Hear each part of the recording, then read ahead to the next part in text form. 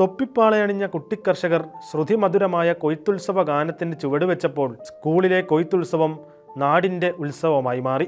Cherpunkal Holy Cross Higher Secondary സ്കൂളിൽ നടന്ന നെൽകൃഷിയുടെ വിളവെടുപ്പാണ് സ്കൂളിനും നാടിനും ഉത്സവ കാഴ്ചയായത്.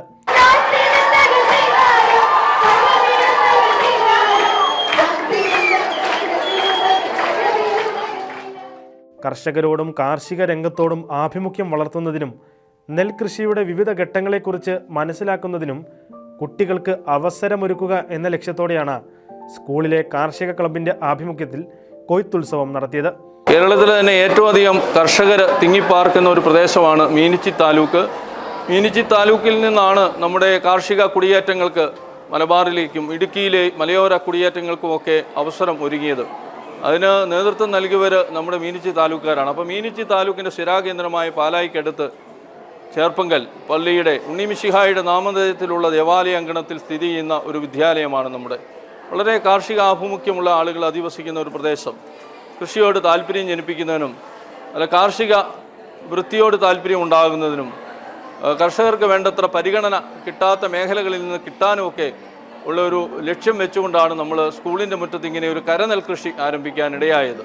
അപ്പോൾ നമുക്ക് കുട്ടികളിൽ ചെറുപ്പം മുതൽ ഒരു കാർഷിക ആഭിമുഖ്യം വളർത്തിയെടുക്കാനും കർഷകരെ ആദരിക്കാനും ഒക്കെ ഉള്ളൊരു മനസ്സുണ്ടാകാനും അവരുടെ മനസ്സിൽ കാർഷിക താല്പര്യം ഒരു കർഷകനായി തീരുക, മറ്റെന്ത് പ്രൊഫഷൻ തിരഞ്ഞെടുത്താലും കർഷക സ്നേഹമുള്ളവരായി വളർന്നു വരാനുള്ള ഒരു ലക്ഷ്യം വെച്ചുകൊണ്ടാണ് നമ്മൾ ഈ സ്കൂൾ മുറ്റത്ത് ഇങ്ങനെ ഒരു കരനെൽ കൃഷി ആരംഭിച്ചത്. അതിന് ഒത്തിരി പേരുടെ നമ്മുടെ PTA അതുപോലെ PTA അംഗമായ ഷൈബുവിൻ്റെയും ഒക്കെ സാങ്കേതിക സഹായവും പ്രോത്സാഹനവും ഒക്കെ നമുക്ക് കിട്ടി. കുട്ടികൾ അതിൻ്റെ അകത്ത് വളരെയധികം താല്പര്യത്തോടെ പ്രവർത്തിച്ചു എന്നുള്ളതാണ് നമുക്ക് ഏറ്റവും സന്തോഷം നൽകുന്ന ഒരു കാര്യം.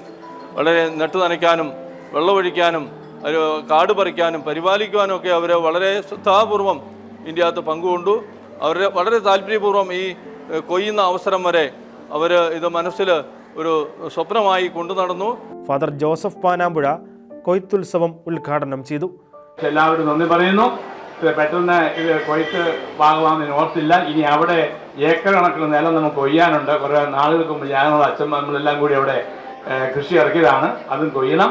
അപ്പോൾ ഇതിന് പ്രവർത്തിച്ച എല്ലാവരോടും ഞാൻ നന്ദി പറയുന്നു.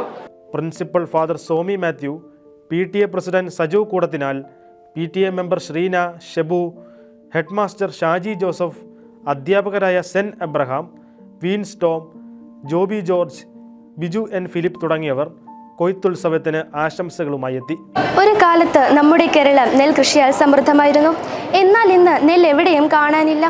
ചില പാടങ്ങളിൽ അപൂർവമായി മാത്രം. എന്നാൽ നമ്മുടെ സ്കൂളിൽ ഇന്ന് നമ്മുടെ അധ്യാപകരും കൂട്ടുകാരും സഹപാഠികളും ചേർന്ന് ഒരു കൃഷി തോട്ടമൊരുക്കിയിരിക്കുന്നു. നെല്ല് വിതച്ചു, അത് വളർന്നു, കതിരിട്ടു, ശേഷം അത് കൊയ്യുന്നത് വരെ നമ്മളെ അവർ എല്ലാ ഭാഗങ്ങളും നമ്മളെ അവർ കാണിച്ചു തന്നു. മണ്ണിനെ അടുത്തറിയാനുള്ള അവസരം നമ്മളിൽ അവരുയർത്തി. എന്നും മണ്ണിനോട് സ്നേഹമുള്ളവരായിരിക്കണം നാം എന്ന പാഠം നമുക്ക് പഠിപ്പിച്ചു തന്നു. പുസ്തകങ്ങൾക്ക് ഉപരി ആ പാഠം നമ്മളെ എന്നും ജ്വലിപ്പിക്കും. മലയാളി സംസ്കാര സമ്പന്നനായത് കൃഷിയിലൂടെയാണ്. കൃഷിയുടെ പ്രാധാന്യം വിളിച്ചോതുന്നതിനായി ഞങ്ങളുടെ സ്കൂളിൽ നടത്തിയ കരനെൽ കൃഷി ഓരോ ദിവസം തോറും വളർന്നു വന്നുകൊണ്ടിരുന്നു. ഞങ്ങൾ എല്ലാ ദിവസവും അത് നിരീക്ഷിക്കുകയും അതിന് വെള്ളമൊഴിക്കുകയും കള പറിക്കുകയും മറ്റും ചെയ്തുകൊണ്ടിരുന്നു. കൃഷിയുടെ പ്രാധാന്യം മനസ്സിലാക്കുന്നതിനും സ്കൂളുകളിലെ പരിസരങ്ങളിൽ കൃഷി അനിവാര്യമാക്കുന്നതിനും ഈ കരനെൽ കൃഷി ഞങ്ങൾക്ക് മാതൃകയായി. കൊയ്തെടുത്ത നെല്ലുപയോഗിച്ച് പായസമുണ്ടാക്കി നൽകാനാണ് കാർഷിക ക്ലബിൻ്റെ തീരുമാനം.